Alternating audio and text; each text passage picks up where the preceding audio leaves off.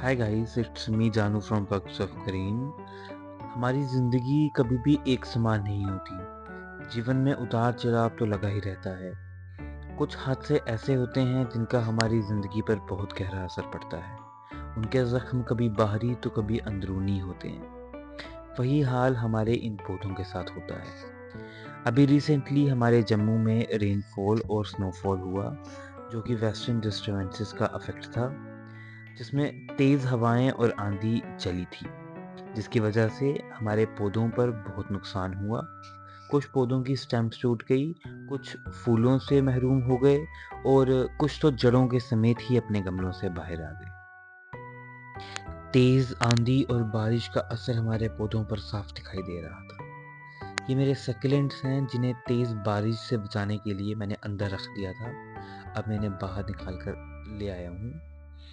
तेज आंधी, तूफान और बारिश के बाद एक नया सूरज, एक नई सुबह हुई। फिर फूल खिले और इन खिलते हुए फूलों के साथ जागी एक नई उम्मीद। नई उम्मीद जो बहुत कुछ नया होने का एहसास करवा रही थी। मैंने अपने हर सकुलेंट को इस तरीके से धूप में रखा, क्योंकि सकुलेंट्स को धूप पसंद है और अब सर्दियों में तो इनको धूप में ही रखना चाहिए। उसके बाद मैंने हर उस पौधे को जिसको सपोर्ट की ज़रूरत थी, जो स्ट्रेट इरेक्ट खड़े होते हैं, उनको मैंने सपोर्ट दी। और ये दहेलिया के पौधे हैं जो तेज़ आंधी की वजह से लड़खड़ा गए थे। इनको मैंने इस तरीके से स्टिक्स की हेल्प से सपोर्ट दी है, ताकि ये स्टिक की हेल्प से सीधे खड़े रहें। उसके बाद जिन पौधों की मिट्टी बाहर आ गई थी और उनको मैंने मिट्टी और फर्टिलाइज़र ऐड किया। ये है मेरा जेरेनियम का प्यारा सा पौधा। आप देख सकते हैं कितना सुंदर इसमें फूल खिला हुआ है। इसमें फूल बंच में खिलता है। और ये मेरे अलाइसम का पौधा है जिसकी मिट्टी गमले से बाहर आ गई थी। इसमें मैंने मिट्टी ऐड की। ये क्राइसेंथेमम के प्यारे से फूल हैं। अब स्पेंट होते जा रहे हैं क्योंकि इसका टाइम ख़त्म हो रहा है ब्लूमिंग का। और हमारे और पौधों की तरह हर जीव को धूप प्यारी है, उसी प्रकार ये पक्षी भी एंजॉय कर रहे हैं। और यहाँ पर मैंने मैरीगोल्ड के पौधे को भी सपोर्ट दी है। इसकी भी कुछ जड़ें जो हैं वो मिट्टी से बाहर आ गई थी।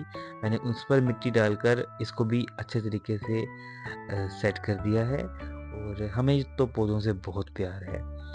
और ये मेरा डायंथस का पौधा है। तेज़ तूफ़ान की वजह से इसके कुछ फूल जो हैं वो ख़राब हो गए थे। उन फूलों की डेड हेडिंग कर रहा हूँ, निकाल रहा हूँ स्पेंट फ्लावर्स को। और इस पौधे को भी मैंने अच्छे तरीके से इसकी मिट्टी को रिम की साइड में दबा-दबा कर सेट कर दिया है। और कई पौधे मेरे लड़खड़ा गए थे और कई पौधे मेरे अपनी गमले से जड़ों के समेत बाहर आ गए थे। और ये जाफरी के पौधे हैं और ये छोटे ही साइज़ के पौधे हैं। इनको मैं छोटी स्टिक से सपोर्ट दे रहा हूँ। और जिसमें मिट्टी या फर्टिलाइज़र ऐड करने की नीड है, उसमें मिट्टी और फर्टिलाइज़र को ऐड कर रहा हूँ। ये मेरा मोनेस्टेरा एडेंसिनी का पौधा है। ये पौधा मेरा गमले से ही बाहर आ गया था जड़ों के समेत, क्योंकि इसमें मॉस्टिक लगी है। और इस मॉस्टिक पर जब एयर का प्रेशर पड़ा, जब हवा तेज़ चली, तो वो गमला उलट गया, जिसकी वजह से ये जड़ों के समेत ही मेरा पौधा बाहर आ गया था और इसकी मुझे रिपोर्टिंग करनी पड़ी। जबकि हमें इस मौसम में रिपोर्टिंग करनी नहीं चाहिए, लेकिन इसकी मैंने रिपोर्टिंग की। तो आप ये देख सकते हैं कितनी प्यारी जो बर्फ़ है वो गिरी है पहाड़ों पर, स्नोफॉल हुआ है। और ये मेरे घर के बाहर का व्यू है। स्नोफॉल ख़ैर पहाड़ों पर हुआ है, नीचे नहीं हुआ है। और यहाँ पर बैठकर मैंने अपने प्लांट्स के साथ कुछ वक़्त गुज़ारा। हमारे जीवन में भी अगर कोई तूफ़ान आता है तो इन पौधों से प्रेरणा लेकर हमें फिर खड़े होना चाहिए। आपसे मुलाकात होगी अब अगली वीडियो में, तब तक के लिए नमस्कार।